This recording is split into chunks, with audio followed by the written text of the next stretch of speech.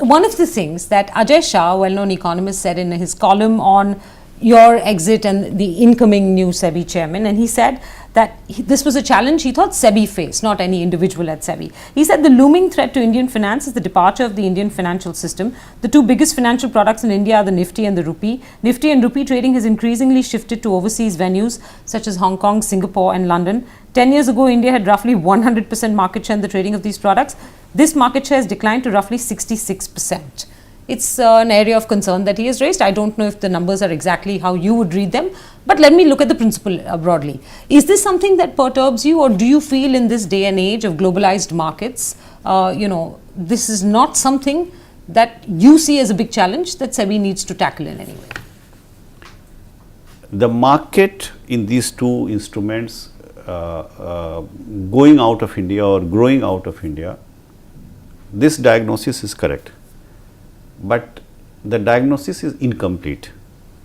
It is happening not because of any lack of clarity or direction from the regulator.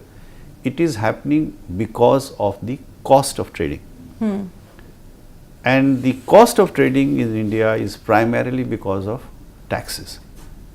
There, if you talk to a good expert, he will tell you what is the difference in trading in India and what is the cost involved outside India. If the cost is outside India and if it is not illegal, people will go outside India. If there are two venues and both the venues are legal and one is less expensive, people will go there. Sure. So this is a good argument, this is a good starting point to start a debate, but it should lead to a situation where the cost of trading in India is reduced. There are a few regulatory issues, some of them have to do with the Reserve Bank of India, and FSDC has been discussing it, but the primary reason, if you want the markets to come back to India, is taxation. The primary thing is reduce the cost of trading in India vis-a-vis other jurisdiction, and there the biggest element is tax. So instead of saying that this is the agenda of current or the SEBI, not linked to any individual. Let us link it to the holistic analysis of the situation. If you do that, you will discover it. Mr. Sinha, you didn't answer one question I asked you right at the beginning. What was the toughest moment in the 6 years that you spent here in this office? Two. Two. There are two moments. One is a set of 5 public interest litigations that were filed against my appointment right in the Supreme Court. One after another. I don't know whether you or your colleagues in the media have even cared to take note of it. But if 5 PILs are filed against an individual, that too against his appointment, and he doesn't get appointed himself, somebody follows his system and appoints him, and he is left completely to defend himself. He is on his own to defend himself.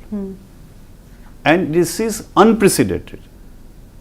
It has happened that maybe one PIL has been filed against somebody.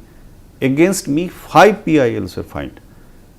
It may not appear very interesting to you or very difficult for you, but, no, but imagine for any individual who is facing 5 PILs, this is something very, very serious. And the good part is that all the 5 PILs got dismissed in the Supreme Court.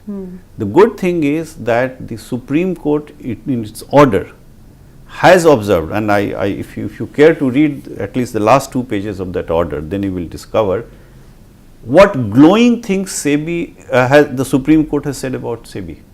I don't need any endorsement from anybody. The Supreme Court order says that during Mr. Sinha's time, lot of action has been taken against some of the largest corporates in the country, and it is no surprise that some of them might be behind it. This had been my biggest challenge. Okay. And the second challenge which I am facing, and I am facing it for last 2-3 years, is that the propensity of even the quasi-judicial orders passed by SEBI officials being questioned from the point of view of vigilance angle and from the angle of criminal investigation. That has been a very serious. That has been a very serious. It has created a situation where SEBI officials are feeling demoralized.